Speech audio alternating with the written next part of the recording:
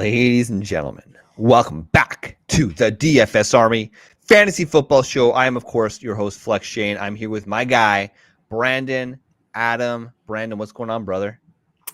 Good. The rat race is over for 2023. You're either a champ or you're a chump. I'm a little bit of both. So it's what it is, but I'm excited. I got some championships, got some money. How about you? Yeah, man. I was telling you before the show. I think this was probably my most fruitful dynasty season I've ever played. I won 3 out of my 6 dynasty leagues, which I'm pretty happy about, and 50%. Finished second in another and third in another. So it was overall like very successful and did decent in my season longs, but not quite as successful. Didn't win any championships with the season long, but that's okay. Listen, our goal in season long is to get to the show, right? Get to the playoffs, and then at that point, it's a weekly DFS style game, and it's just a matter of, hey, can you guys produce every single week? And it's hard to do that, man. Tell you what, though, like if you had Tyreek Hill, if you had CMC, what was the stat? Something like 46% of teams in the championship had CMC. I had him. Yeah, it's just absolutely wild, man. I still won. I got lucky. I had Lamb in that one. I had Lamb on that. Baby. So our focus today on the show, Brandon, is we want to talk about the 2024 free agency class, right? So we're not quite at the stage where we want to dive into rookies because free agency does happen before the upcoming draft. So it's important to understand where some of these players could potentially be moving. Absolutely. And from the fantasy perspective, there's some pretty notable players, and I'd say most of the positions that are actually going to be impactful for whichever team they end up on. And so that's one of the reasons we like to do this show early. It might seem like it's a little bit too early. Like we still got the final week of the NFL season is here, right?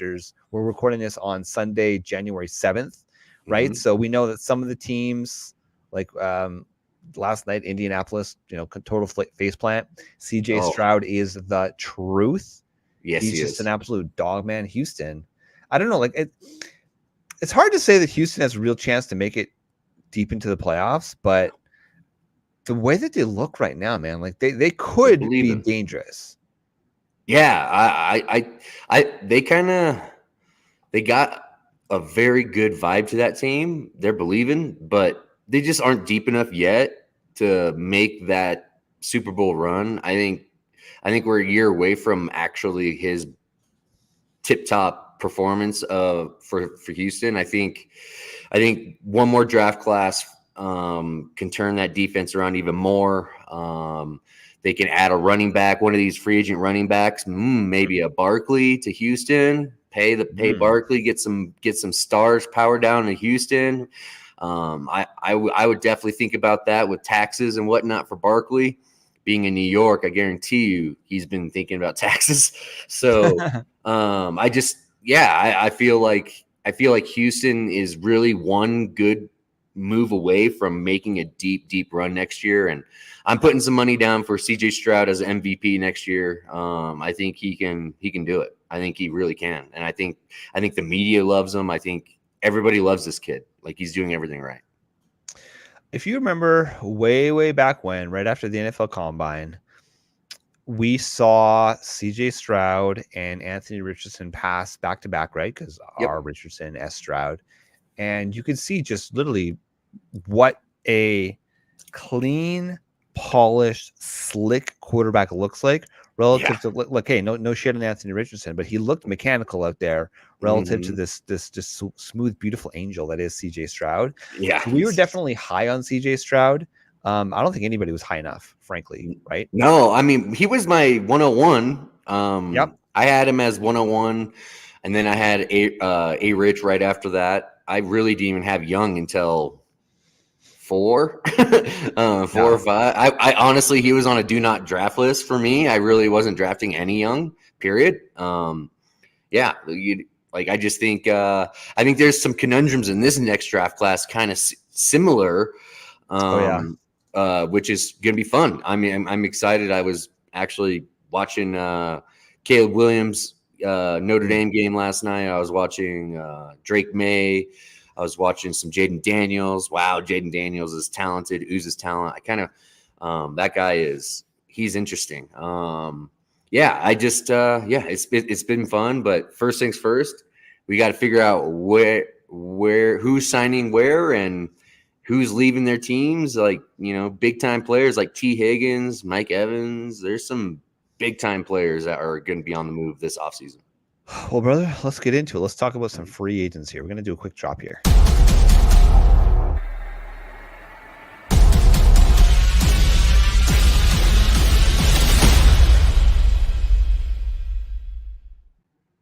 That's an older but a gooder, Brandon. I haven't dropped that one like for a while, and we had to mix it up a little bit. So for those of you who want to follow along, one of my favorite websites to use in terms of just in general looking at contracts for these NFL players is spotrac.com. So if you want to go to spotrac.com/free-agents, this is the chart that we're going to be using. I think it's a great website. It's a free website. It's something that I use all the time, like I said, and it just gives you a gauge, right? Especially in Dynasty. I mean, we play in a lot of Dynasty leagues, Brandon, and we always have this focus on what can teams do? What's realistic for these different teams to do? And I want to start with the quarterback position, right? Because while there may not be a ton of names that are really notable from the quarterback perspective, really at the top, Kirk Cousins stands out, right? Like he is going to become a free agent this year, and there's a big question mark whether or not Minnesota wants to take the plunge and sign Kirk, because listen, he's been franchise tagged twice,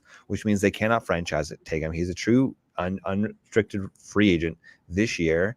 And do you see Minnesota being conservative and sticking with him, or do they look a different direction? If I was the Vikings, I think we know what Kirk has done, and we know what he can be at what his top is, but that wasn't good enough, right? Like, I mean, to me, it's where they're picking, like they should be in the running for a Michael Penix, a Jaden Daniels, or a Bo Nix. Like I would definitely take the plunge on a young quarterback if I was the Vikings, have had the opportunity, especially with this class. I mean, we got quarterbacks in this class that are, in any other class, they could be the quarterback one.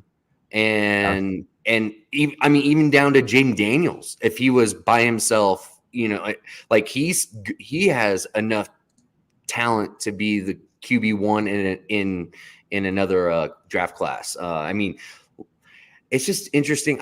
For me, Kirk with the Achilles, I would let him walk.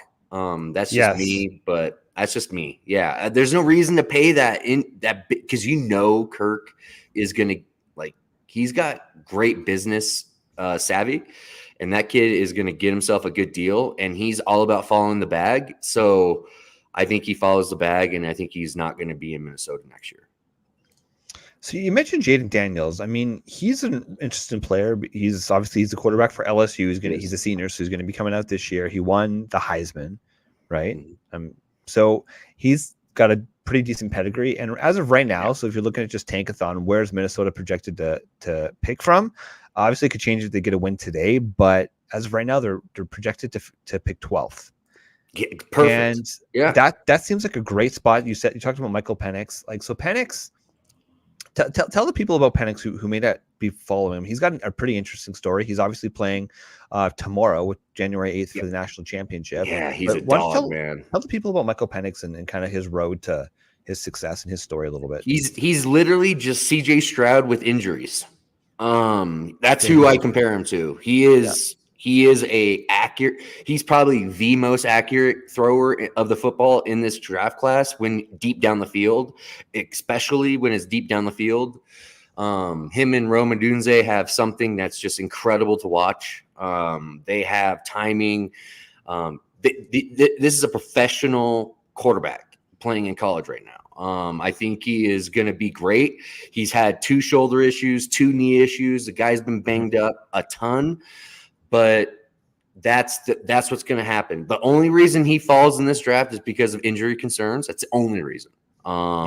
So if he does drop and you get him at a value, maybe at the bottom of the first or top of the second round, I think he's going to crush it in the national title game. He crushed it against Texas in the semifinal here. And because of these two games, he's going to get pushed up well into the first round, in my opinion, because he just he knows what he's doing. Like the guy, he is under control. Quarterbacks that are under control and know the offense like the back of their hand. And that's exactly how I see him when I watch him play. He throws the ball a lot like Stroud. He's not the strongest arm guy, but damn it, he allows his playmakers to do work. And that is what the quarterback position is all about in the modern era, is allowing your receivers to be playmakers. And that is what this kid does, in my opinion. That's his best attribute, and his leadership. He just does not give up, period. Yeah, well, I mean, Michael Penix, he's on the season so far, 46-48 passing yards, 35 touchdowns, 9 interceptions, 85.7 QBR, which ranks 6th in the NCAA for this season. Unbelievable talent. He's studly. I mean, listen, he looks like, what is he, like 6 or 7 years in college, and that's because he was battling injuries for so many years. So it's kind of cool to see a story, right, where these players can come out and actually do well. What's going on, Bali? What's going on, brother? Appreciate you jumping on here. Happy New Year to you, man. At Steelers is another fit I'm thinking. George Pickens. I think George Pickens could really mesh well with the Washington Husky Penix. He's just, dude, I'm telling you, I wish Matt was here to talk about him, because Matt's seen every snap this kid's ever taken. Yeah, because he's a Washington quarterback. I guarantee, he's a Washington quarterback. He's a big-time Washington fan. He lives in Seattle, so he knows all about him. I'm sure Matt is hoping Seattle will take him somehow, some way. That would be an okay thing for Seattle too. But I would rather Seattle somehow get Jaden Daniels, and let's get some upside and let's get Lamar Jackson light. So you think Geno's like that's it for him? Yeah, dude. Like I think we know what he is. I don't think he's going to win us a Super Bowl. I just don't think he will. And the line wasn't as good this year for Seattle, which caused Geno Smith to kind of flounder a little bit in the middle of the season.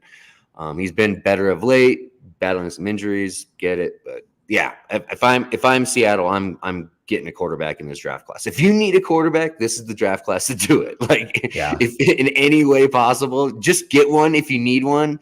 Like, even if you don't, like, because of just by this year, look what happened to the injuries of the quarterback position for Superflex leagues. It was insanity for a while. Like, complete insanity for the injuries caused this year. I mean, we had 56 different starting quarterbacks in the league this year or something like that.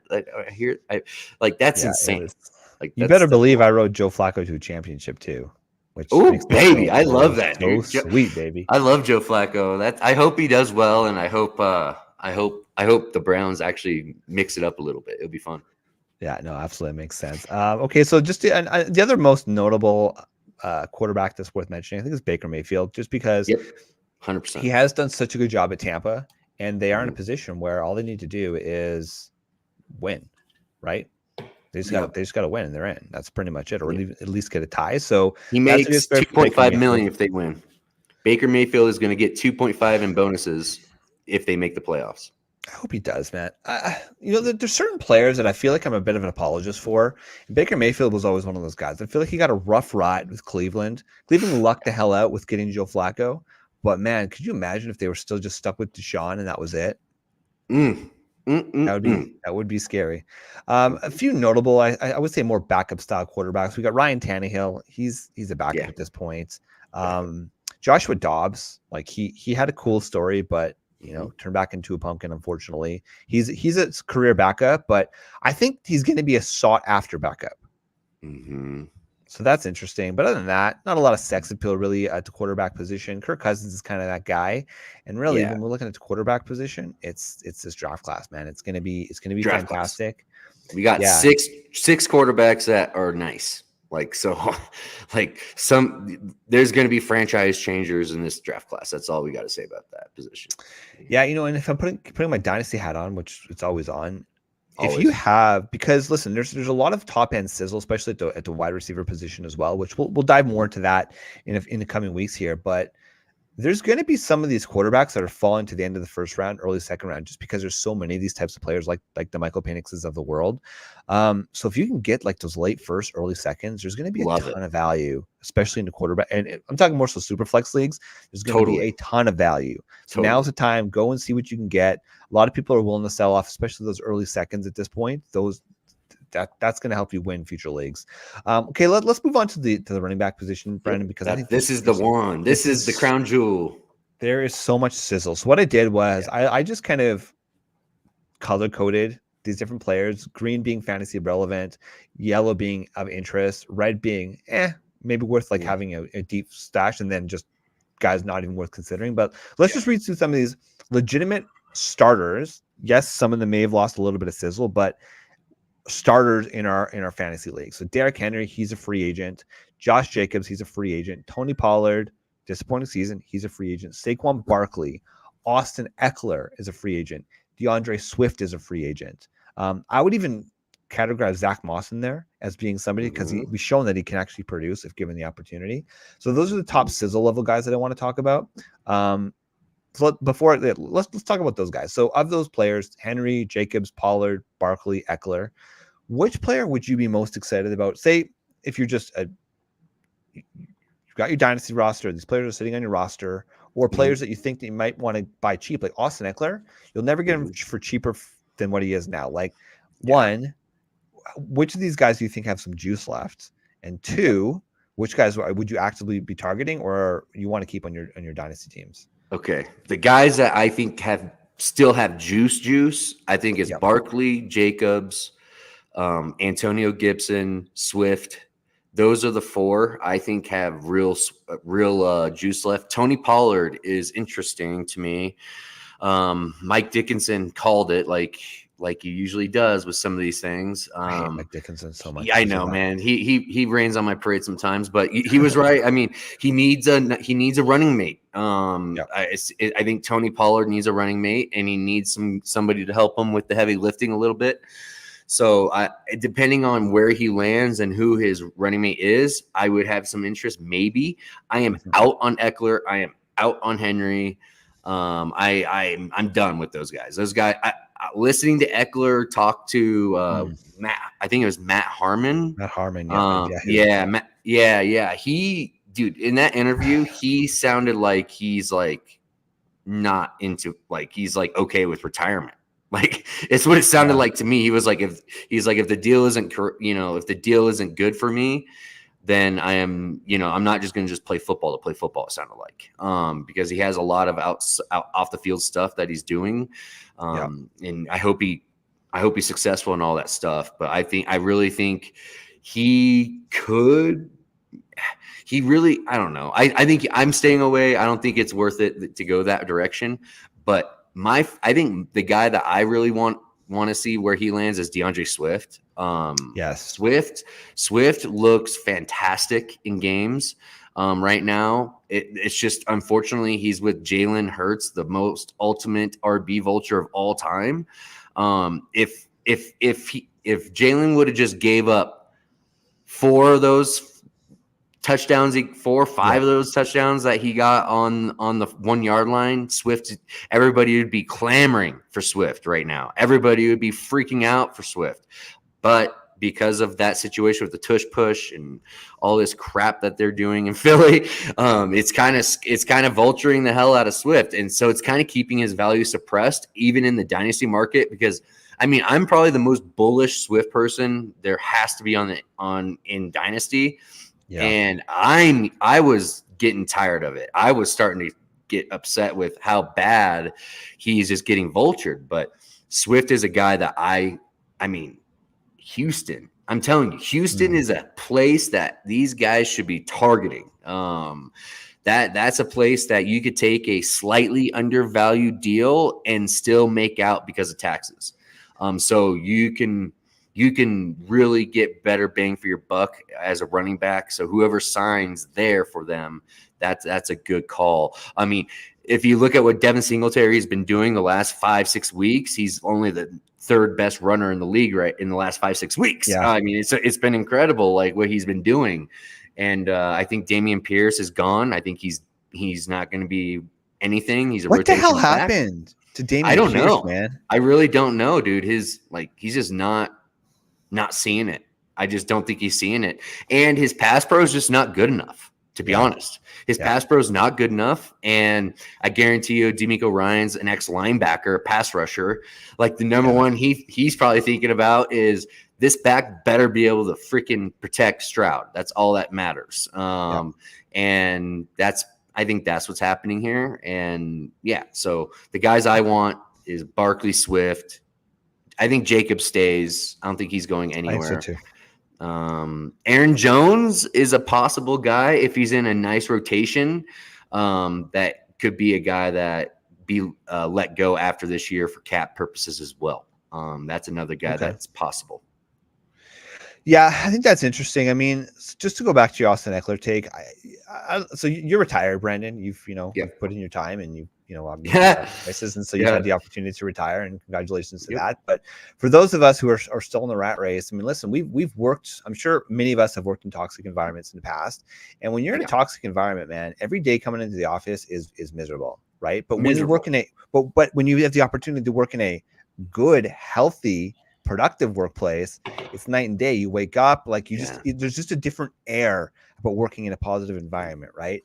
And you can see it all over Austin Eckler's face. Like that is the face of a defeated man. And I agree with you. He can do whatever he wants. He's got the charisma. He's well-spoken. He's very intelligent. He's got the connections to go and do whatever he wants, and he's going to be successful at it. But I do feel like these football players, they put in so much of their life. Like, this is their life to this day. He's still a young man. He's only 28 years old. Yes, in the NFL, that's old. But I'm confident that he's going to land on a team. Yeah. And I think he's going to play for at least another 2 years. Yeah, I think he's got 1 or 2 years left. I think he's going to be productive. And he just needs to land in the right environment. And fortunately for him, he's in a position where he can hopefully negotiate. I think he's going to be one of these top tier running backs because we know that he can do it in a run game, but more importantly, he can do it in a pass game, right? And he's good at pass pro. He does all the little things right, which is what has elevated him to be such a successful fantasy player, an NFL player, obviously. So I'm pretty bullish, I think, just in general about Austin Eckler. He just needs to change the scenery, which is going to be good. Derrick Henry, I kind of agree with you. Like he to me sounds like one of these players where, I mean, he just doesn't look good, right? Like you look at Tyjae Spears and you look at Derrick Henry in the Titans offense just as is right now, and Spears looks more electric. So Henry's going to end up on a team. He can make people miss. Yeah. I could see Derrick Henry ending up on a team like the Eagles, right? Just to go and get a slugger and maybe take a little bit off of Jalen Hurts' table or off his plate with the tush push situation, right? Like, we do know that those are high injury risk situations. And when you have a player like Derrick Henry, like he can get that extra 2 yards if he needed to do. So I think that's interesting. One of the players you mentioned that I find still makes me tingle a little bit inside is I know you caught it. It's Antonio Gibson. So I purposely didn't highlight as like a top tier guy. So Antonio Gibson, my favorite. He's been miscoached his entire career. Yep. But the man is electric. He hasn't really dealt with too many injury concerns, right? Like he's been relatively healthy throughout his career. His rookie year. Yeah. Yeah, exactly. And so that's a player that he could sneakily have a major impact. Now he's big time. He's only 25 years old, right? So he's still young. Yes, he was a senior when he entered the NFL, which is one of the reasons he fell in the draft. But I think that's a man who he's not going to be a bell cow level back, but a 1-2 type punch. Like there's going to be some real sexy. Give this guy just give him the opportunity. Like he must have a terrible attitude off the field or something. Yeah. For what's going on. I don't really know.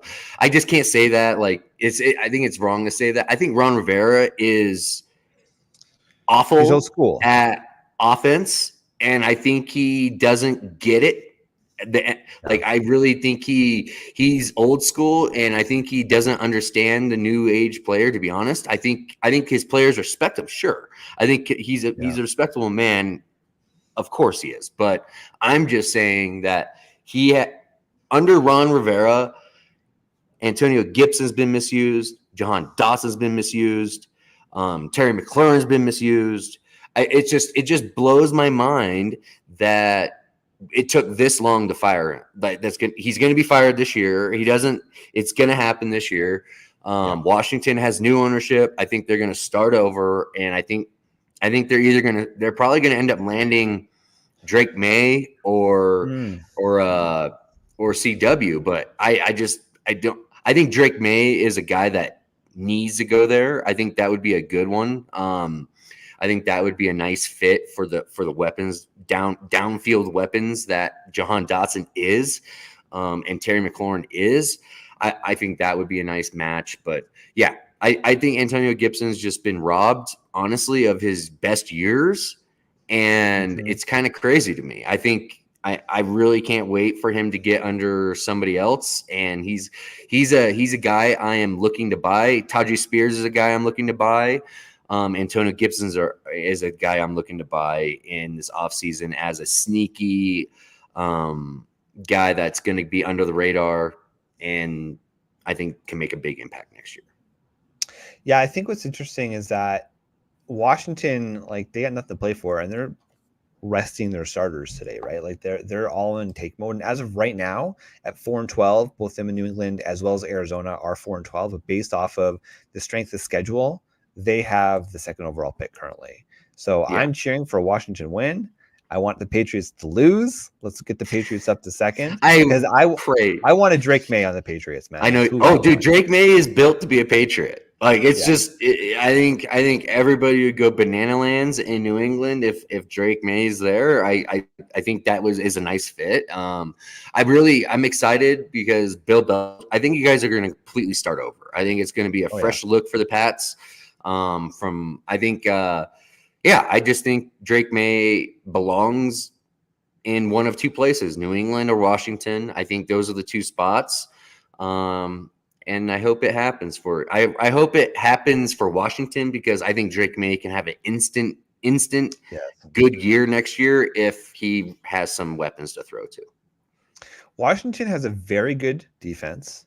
They haven't been as good this year, obviously, but they have a very good defense. They got a lot of good pieces on defense and on offense. Pieces, we could say that. Yeah, pieces. They've got a lot of good pieces on. Like you feel like they could get it done, right? They can make it work with the right coaching. And then on the offense, they've got a bunch of studs on offense. They just need a quarterback. Just the quarterback. So yeah, they could be an exciting. And imagine if Drake May and Sam Howell are in the same quarterback room. They are back-to-back quarterbacks for North Carolina. Like like Sam Howell and Drake May. If you watch any Drake May games, you'll see Sam Howell on the sidelines, and you'll see that Drake May and him have a good relationship. That would be kind of a cool thing, I think. But yeah, I like Sam Howell. I wanted him to be something. He did damn good for what he was asked to do. But it's just not good enough, and especially when you have an opportunity to go get a guy like Drake May. It's still one of those head scratchers, though, right? When you look back on the fantasy season and just how productive Sam Howell was in fantasy, and then you look at the skill position players, like nobody really blew up. So it's like, how does this happen? The math just doesn't happen. How does it happen? It's shocking. It's like Jordan Love. It's like Jordan Love, dude. Yeah. Jordan Love is. That's a guy I'm super high on this offseason to go get. I think he has some real upside for the future. And I think his floor is so safe because the guy is just athletic and he's got good coaching around him. And he just gets it done. I mean, think about it. Lost his supposed wide receiver one on the team right off the bat. And then loses his tight end one as well. Jaden Reed is in and out of the lineup doing it. He's throwing the ball to Wicks. I mean, and he's getting it done. I mean, the guy's just getting it done, and he hasn't had a real run game all year. His defense is terrible. Like he's just a guy that gets it done, and he's somebody that I would honestly try and go get. I just made this deal. I just made a deal for him where I gave up the 105 and the 202 in Superflex for Love. and I think it's a great deal for both sides. I just think I'm buying the experience of Love being in that system, and I think it's a good call to do that. Yeah, I mean, I think that's a great trade. Jordan Love is one of these players where we've seen. I mean, he won people fantasy championships. I think he put up like 37 points. I know he beat me single handedly. He took one of my teams down, and which hung shout out to you, brother. But man, that kills me inside. Losing to that fashion, but at the same time, it's like let the guy ball out. So a lot of respect there. Is Christian like it's so hard to get a pulse on Christian Watson because he just did battle injuries all season, and we see it all the time with these super athletic level receivers that are known for their Twitchy speed, guys. Where they always have these freaking like soft body injuries. What's telling me is this: he needs to invest into an off-season program with some real coaches, strength conditioning people, get him right.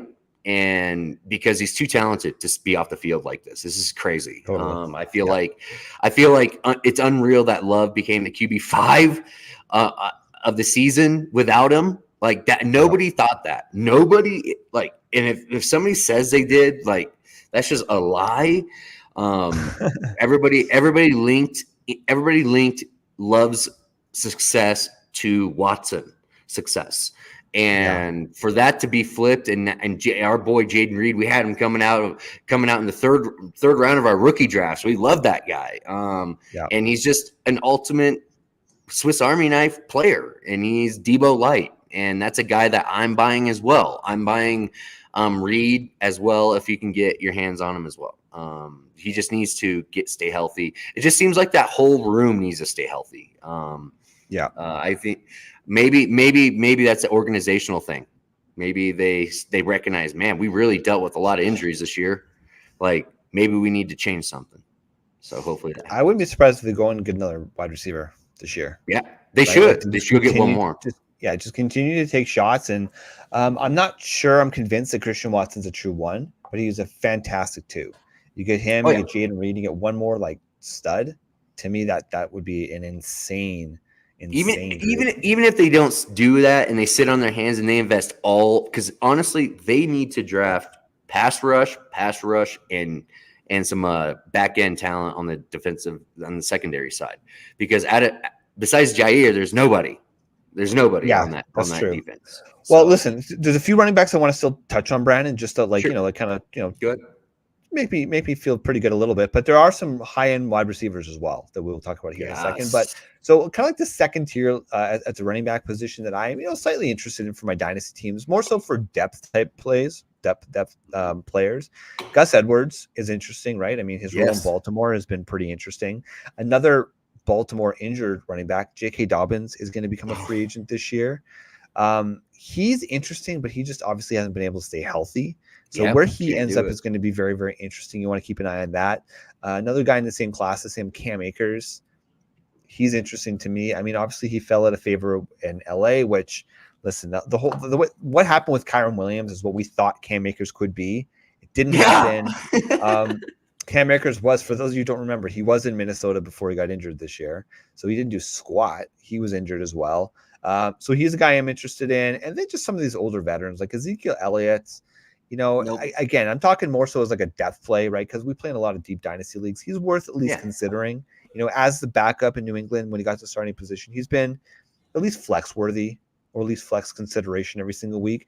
And then Devin Singletary, the man, like we talked about it, I think a couple weeks ago. The guy just has pictures on somebody because no matter where he goes, despite the fact that he doesn't really look that athletic, he just gets work. And we even saw it yesterday.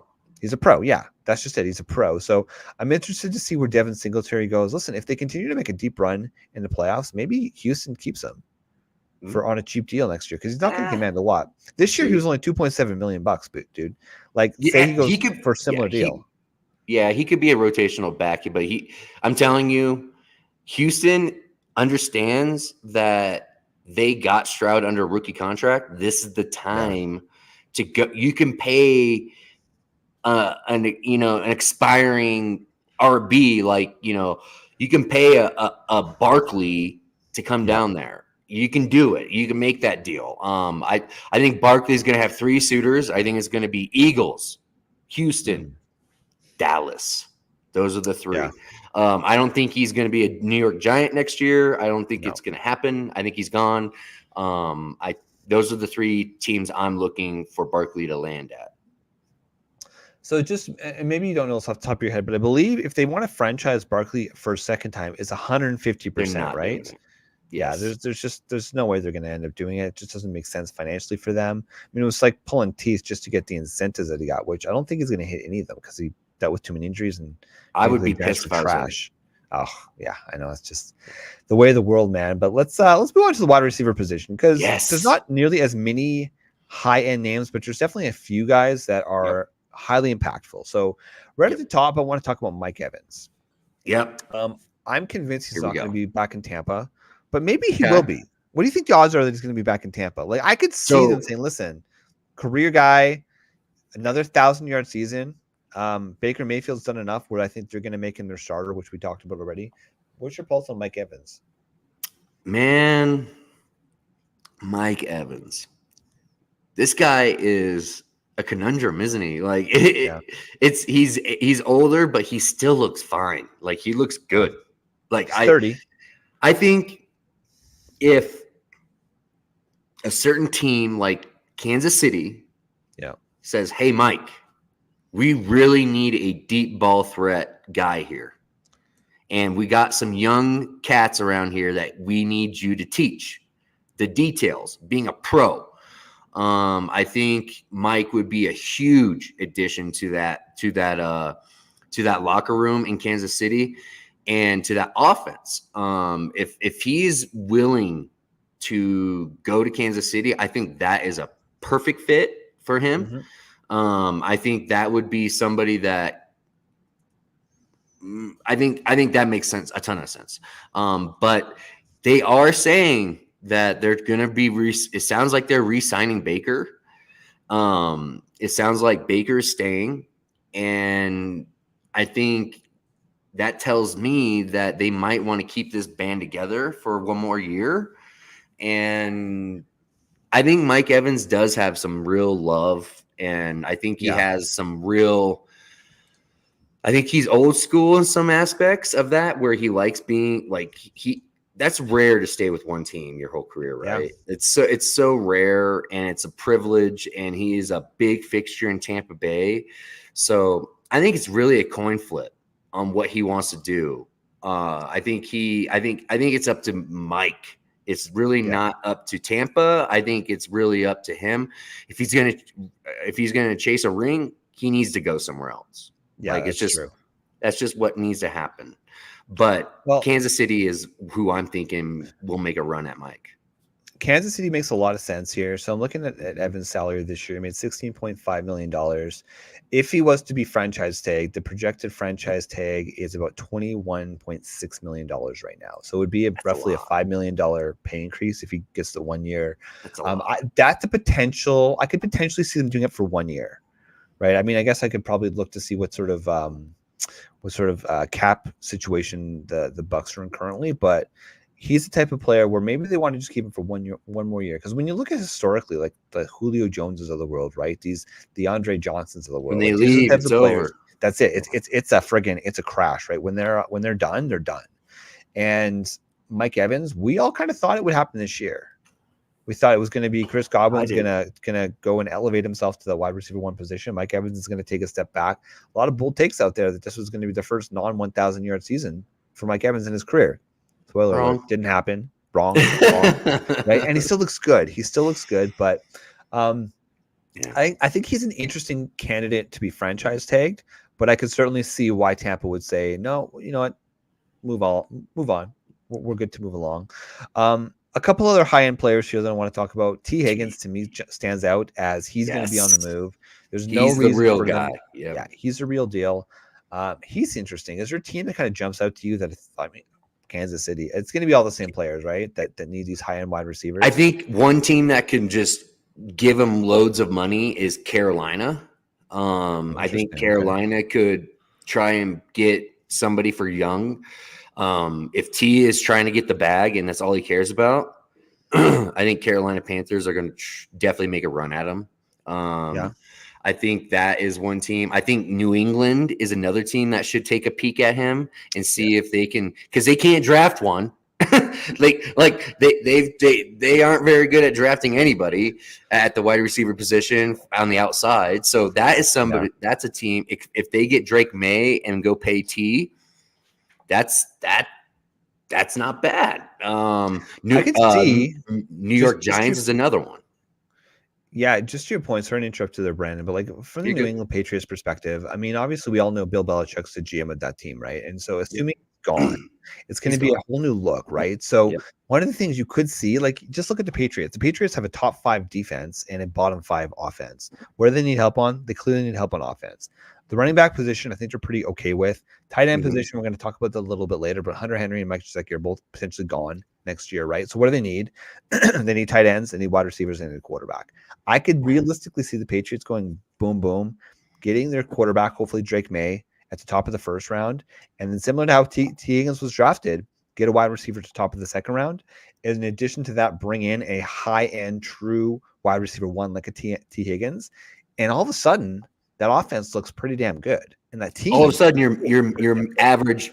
You're an average offense, and then you can actually win some close games. So, dude, I'm telling you, T. Higgins to New England, that is going to be possible. I really think that's possible. That with T. Higgins leaving though, that opens up the wide receiver 2 spot for the Bengals, and I would love if Brian Thomas Jr. from LSU ends up as a Bengal. That would be a great fit. I think that he could do exactly the same things as T. Higgins. He could beat one-on-one man when Jamar Chase is getting doubled. He can do that habitually. If you watch any LSU tape, you're going to see Brian Thomas just crushing single coverage. That's what you're going to see. And so that makes a ton of sense to me. And yeah, I don't see T being a Bengal anymore. I really don't. So, but I don't think that's going to drop Joe Burrow in any way. I really think if they invest a first or second round in these top, I mean, there's literally 10 to 12 wide receivers that are top 50 players in this draft class. So good. That is insane. Guys. Yeah, and last season was the smaller, twitchy guys. This season, it's more so like your traditional X's. So it's the guys that I love, right? I'm trying to evolve my process a little bit because I've had some bad L's with the top of the class with Treylon Burks. So I'm trying to see what went wrong and why, besides injuries. I mean, injuries for Burks is everything. I think hard, it's brutal. Like it's hard to even be a professional if you're not even on the practice field. So it's just what it is. And so, but guys that I think there's a lot of big guys, and like you said, there's some big guys that don't separate. There's some guys that don't separate in this class, like a Keon Coleman. I'm totally out on Coleman. Like that guy is either lazy or he is not very smart on how he runs routes. It's either or, and both suck. Like that tells me, and this guy is a first round talent, and people are going to be taking him in the first round. And I feel like he's going to be a bust. And I feel like that would be a guy that I would have loved to watch on tape as a fan, because, oh, look at him. He's mossing all these DBs. He's getting over everybody. Guess what? That doesn't work in the NFL as much as in college, where you can just dominate people physically because you're 5 inches taller than them. That doesn't work. Mike Evans works because he knows nuance. You do not, Keon Coleman. You do not. You are not Mike Evans. I hope people understand that. So he's the Quentin Johnson of this class, is what you're saying? Yes. Yeah. That's a good take. I mean, one of the criticisms of Drake London, who I think you and I are both still high on. Love Drake. He's not even Drake London. Like Drake London Well, that was one of Drake London's criticisms, right? Like that he wasn't as good at separating, but he was an amazing 50-50 ball. Yeah. And we haven't really seen it yet in the NFL, but I guess that could just be because Arthur Smith hates wide receivers. So I've seen enough out of London to go, this is not him. Like this is like Drake, like when that's funny you say Drake London comes up when Keon Coleman, we're talking about Keon Coleman. Because Keon Coleman, anybody that's watching Keon Coleman tape is like, is he Drake London? Is he gonna be Drake London? But he is not. He doesn't have the route bag that Drake London came out with out of USC. It's just not even close, to be honest. Like I think Drake London's such a far superior player than Keon Coleman is. So that's just my take. Yeah, I'm just looking at it here. It's interesting. So Keon Coleman, he's 6'4", 215 pounds. I mean, they're decent stats, but not really. Just looking at the pure stats, like without getting into like the advanced analytics, like and you're saying he's a first round talent? Yeah, he's projected as a first round talent. Look at his separation metrics, man. It's disgusting. He's like one of the worst wide receivers in the college. Yeesh. Like it's crazy. Like, but he is gifted athletically and he can jump over people. And I just think he's a little lazy. I don't know if he's just lazy or if he's all in. Like, like I was at, like that's one thing that people got to understand is like a lot of these players that come out, the reason they don't make it is just because they're not all in.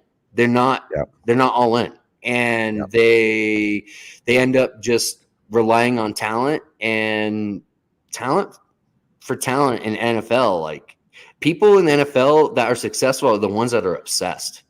Like you are a pro, like you're obsessed to be a better player. And I just don't see it in Keon Coleman. I see laziness when I watch him play. I see lazy. Like, I mean, we talked about guys like Austin Eckler who were, obviously UDFA and he became a superstar. Amon-Ra St. Brown, man, like you talk about just being different. Like that's a player where didn't have the draft pedigree, even though we liked him coming out. We were shocked with where he fell. And this, for whatever reason, like, listen, Pro Bowl's BS. I think it's just so stupid how they get voted in. But somehow Amon-Ra St. Brown didn't make the playoffs or didn't make the Pro Bowl, excuse me. Pro Bowl. And that, like that was just shocking to me. It's absolutely shocking to me. But it's so like, bad. But when I look at, like, you talk about the headspace, right? Like I look at a player like Amon-Ra. He is obsessed with football. Live, breathe, football. That's it. That's the type. Kyron Williams, obsessed with football. Like that guy. I missed that. Yeah. That was something I completely missed. Hey, we did not completely miss on Kyron. We stopped Kyron. I know. You and Matt were the Kyron guys. My fault. Mike and I were not. I know. I liked Kyron coming out of Notre Dame, and then he ran a 40. and then I was like, he kind of undersized and he's not fast, but like he knows how to play football. Like it's just that I liked Kyron coming out. I liked how he ran. Like I just was disgusted with the speed scores, and it just wasn't good. If I had to look back on the 2023 fantasy football season, I would say the number one most shocking outcome to me was just how good Kyron Williams was. That's number one for me of the entire if we're looking at takeaways. But then if you listen to him in interviews, you get it. Like if you listen to him in pressers and in just the passion behind the guy, you get it. Like this guy was going to succeed no matter what. Like that's what this kid was. And it's just unfortunate because we're kind of limited on, we only can go by metrics and probabilities, right? Like that's kind of where we're at. It's hard for us to get that pulse of what kind of person are you? And what's so interesting, Brandon, like one of the things that we do, and I would say, like, when you talk about, like, if you're evaluating your prospects, and this is maybe just a taste of as we enter dynasty season with this rookie class, like there's things that you can evaluate, right? Obviously the production on the field is very important, right? And a lot of those advanced, like, dominator ratings, target share, like these are things that are predictive for the next level. Athleticism for certain positions, athleticism for the wide receiver, there's minimum prerequisites, but then you look at these super athletes and they're not the best NFL wide receivers. at the running back position, generally speaking, you got to be a pretty damn good athlete Yep. to even be part of the conversation, right? It's true. And but then there's that and it's the same thing with the quarterback position. Then there's like that intangible with these players. It's so hard to really point out. And we talk about like, I say like these quote gut feelings that we get on certain players. Like there's something about Jalen Hurts that stood out to me when he was drafted that I'm like, okay, this is a player I can get behind because I love his attitude. I just like what he's all about. Yep. And that kind of paid off. But then you've got players same with Russell Wilson. The same thing. I was obsessed with Russ when he came out. Yeah, because it's just that urge and that will and that want to win, right? And then you look at a player like Devontae Parker, man. His talent got into the NFL, but the headspace just was never there. And there's so many what ifs. N'Keal Harry, trash, right? Like just so many what ifs. Like what these guys have talents. The Keon Coleman's this year, where you're calling it as is. I'm calling it right now. Yeah. The what if I'm out. Yeah, so I think that's interesting. We obviously went on a tangent here, but it's such an interesting conversation because trying to just really dissect this rookie class and every season the rookies, right? Like who's going to be productive? Who can you say, okay, this guy like Alec Pierce of the world? We weren't in on Alec Pierce. He hasn't really done shit in his career, and it's just like sometimes the metrics and the athleticism don't add up to what actually production is going to be. Yeah, that's interesting. Doesn't pan sometimes. Another Alec Pierce teammate, Michael Pittman, he's going to be a free agent this year. I'm convinced he's going to be a Colt. The Colts, he's staying, so he's not going anywhere. So I'm not going to dive into that too much. While we're on the Colts, Anthony Richardson, man, like we liked what we saw, right? But I'm buying him. Yeah, he's got to be healthy. He's got to learn to stay healthy. Yeah, he just needs to understand, dude. Just like you don't need to take useless hits. Like, don't do that. Yeah. But he got kind of unlucky with the head stuff, and kind of got unlucky. And I don't know. I'm buying Anthony Richardson. I think the floor is good there. I think he's a better leader than Justin Fields, in my opinion. I think he has more control on the field than Justin Fields. I think Justin Fields panics sometimes. I think he's so talented, uber athlete. I get it. Like, but I have Justin Fields on that. I think he's QB 13 or 13 on my dynasty ranks right now. I'm worried about him a little bit.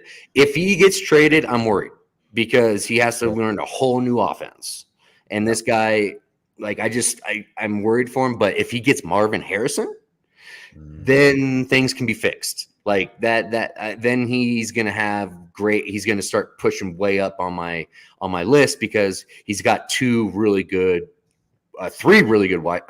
weapons with Komet, DJ, and then Marvin Harrison Jr. if that happens. But I don't know. I think he ends up getting if the Bears are smart, you don't pass on Caleb Williams. For a guy that's won you 4 games. I think this is just my take here. I think that if Chicago, so they're playing Green Bay this week, they can knock Green Bay out of the playoffs with a win. I am convinced. Well, I'm not convinced. This is such a cop-out take.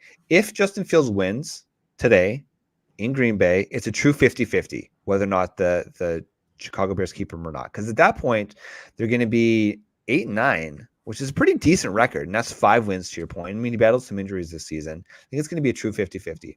If they lose this week, it's that's it. Over. He's gone. I'm convinced there's 0% chance he stays because it's like, okay, this guy can't win in a pressure situation. So I think he's going to be fine, though. I think he'll win. I think he's going to be very competitive today. I think he's going to be very competitive. I think he puts up over 20 fantasy points. I think he runs one into the box. I think he knows that he needs to run. If you made the fantasy football championship or the playoffs with Justin Fields, he helped win you a championship this year. Oh yeah, for sure. In the playoffs, for sure. I think there's a major disconnect between fantasy evaluators and reality for like regular NFL. And I think he is the number one guy that I think fantasy people get really infatuated with. But like real NFL GMs, the average yards depth of target is only 6.7 yards, dude. 6.7 yards, dude. That is disgraceful. Like, that is not good enough. That is just straight up not good enough. And he doesn't have an excuse. He has DJ Moore, dude. He has Komet. He has Darnell Mooney. He has very good players around him. He should be much better on his yards. I just don't. That's not winning football. But guess who? One of my guys that I really like is right there with him, Kyler Murray. He's right next to him on that list for the average yards depth of target. And at least with Kyler, you can say he didn't have a wide receiver 1 the whole time he's been back healthy this year. He had one game with Brown. That was it. And so he really didn't have a wide receiver 1 outside of the numbers to actually deal to. So he's been using McBride and James Conner. James Conner has been unreal while Kyler Murray has been back. Yeah. But when you see Kyler Murray throw the football, you go, the guy can make the throws. He can make throws. It's unfortunate that he doesn't have any players to throw to right now. It's just so I think Kyler Murray's a little bit undervalued, and I think Justin Fields is a little overvalued right now. Well, the thing with fantasy football is rushing production. Yes. Creates fantasy points, which is why we love Yes. Justin Fields so much. But when you look at him as a passer, like I like to use Player Profiler when it comes to my advanced Not statistics. good, but when you look at his clean pocket completion percentage, right? So this is everything's working well. It's 60.7%, which ranks number 37 in the league. That's horrible. That's horrible. But then when you see him on the run, when you look at his pressure completion percentage, Brandon, it's actually better at 62%. It's better. It's number 6 in the league. It's shocking, right? So, I mean, this is the kind of guy you talked about how like Christian Watson needs to go and get like a conditioning coach. Yep. Justin Fields needs to go out and he needs to focus on his passing. Well, it doesn't matter what team he's on. If he's going to be a successful NFL quarterback, get a big second contract, he's got to improve that passing game, and it's gonna next season is going to be huge for him. But let's move on here. There's a few other wide receivers I want to talk about. The high end position. The next guy that really jumps off the page for me, really the last one, is Marquise Brown. Right, we've seen him when he is healthy and he's in an offense. He's a target magnet.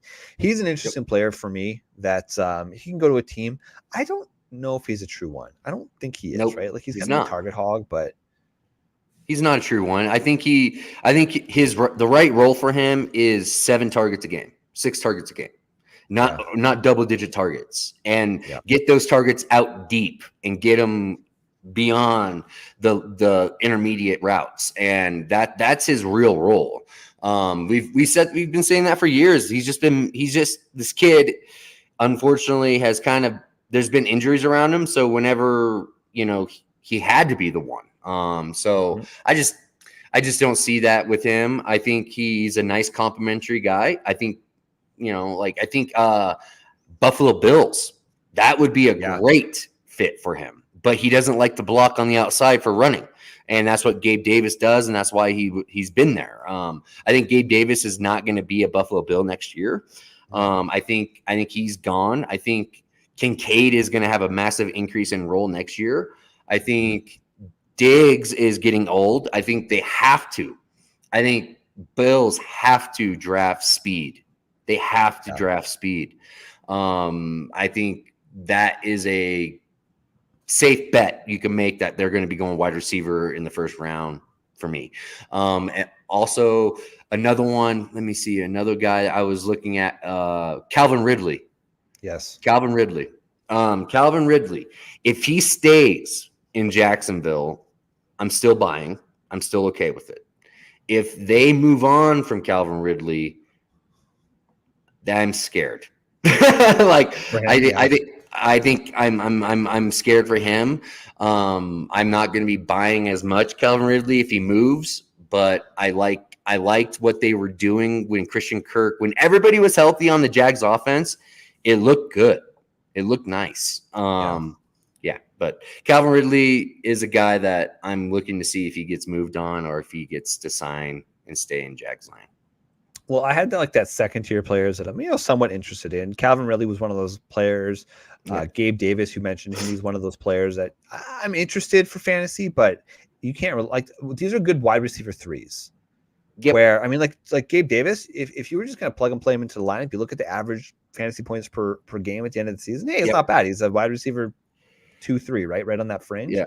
But then he was either 6 points, 0 points, or like 25 points. There was no in between. So that was interesting. Odell Beckham, he's 31 years old at this point. Is he a real fantasy producer? I'm interested, but not really for fantasy. He's rotational football, right? wide receiver. Yeah. Curtis Samuel, who's one of the reasons that Terry McLaurin and Jahan Dotson broke our hearts so much because he was so impactful in Washington. He's a free agent. I think he's gone, but he's somewhat interesting. But he's also getting old. Yeah, he's gone. He's only 27. Yeah, he's still young. I thought Curtis Samuel was like 35. No, that's wild, man. So that's interesting. And then just some, I guess, notable guys. It's like, okay, we talked about the Bengals. Tyler Boyd's gone. I think after this year, he's a free. Bengals have to get a wide receiver. Yeah, they have to. They definitely need a wide receiver, but they're going to go young. They're going to go in the draft. Players that showed some glimpses in their careers, but I'm not really excited about. DJ Chark, not excited about. McCole Hardman, not excited about. Greg Dortch, he's a guy that I kind of like sexy, Greg Dortch, the torch. He was okay when he was thrust into the wide receiver 1 position. He's okay. So I could see him landing on a team like a Cincinnati, right? Where they get him. I actually would love that. I would love that. And imagine Greg Dortch replacing Tyler Boyd. I like that a lot. That's a sense, great fit for him. That's a great fit. I think that's a really good fit. But something with Kyler, dude, he might stay. But Michael Wilson is legit. Yes. That I think he's pretty legit. Yeah. He's been banged up all year, all late this year. So I think Greg Dortch could be gone. Yeah, and Michael Wilson, he's a buy for me. I think they're going to end up either getting Cards are going to end up getting Marvin Harrison or Malik Neighbors. I think either two. And honestly, Malik Neighbors, he is just as good. Yeah, that's what I'm hearing. So there's a lot of whispers out there that Harrison's going to be a Cardinal. And I'd be on board with that, dude, man. I think he's going to do I'm a Kyler guy, dude. Give it to him because he needs somebody to throw down the field to. There's nobody. Everybody is literally working, within 7 yards of the line of scrimmage, 5 yards. Like the route tree is disgusting when I'm watching these wide receivers. I'm actually surprised that they're productive, like they're actually making it work. But hey, Gannon, I like Gannon. I think the head coach for the Cards is very good. Yeah. I think the Eagles organization, we're watching the missing coaches. That's what's different. Yeah. That's what's different is that they are missing real coaches, Steichen and Gannon, and I think the Eagles have not been able to replace them. I think that's a big deal. Well, I mean, look what Steichen did with Colts, especially Steichen is a dog. Dude, the only mistake Steichen has made was on the last play of the year. Last night. That was ridiculous. But beyond shocking. But okay, let's move on to the tight end position because I think that's it for the wide receiver. Yeah, we gotta go quick. There's no real sex appeal, but guys at the top that I look at that are going to be Hunter Henry and Dalton Schultz. Those are the top two guys that I'm interested in. Players that are worth noting, I think. Mike Gesicki, he didn't do shit in New England, but he's worth noting. Irv Smith, he never has done much, but listen, we see tight ends all the time under second contract. It's true. He's interesting to me. And then Adam Troutman, he's a free agent. Doesn't really do anything for me. He's just, I don't think he's going to ever do anything, but that's it. That's it for the tight end position. So there are some serious top end talent, I think, at all positions.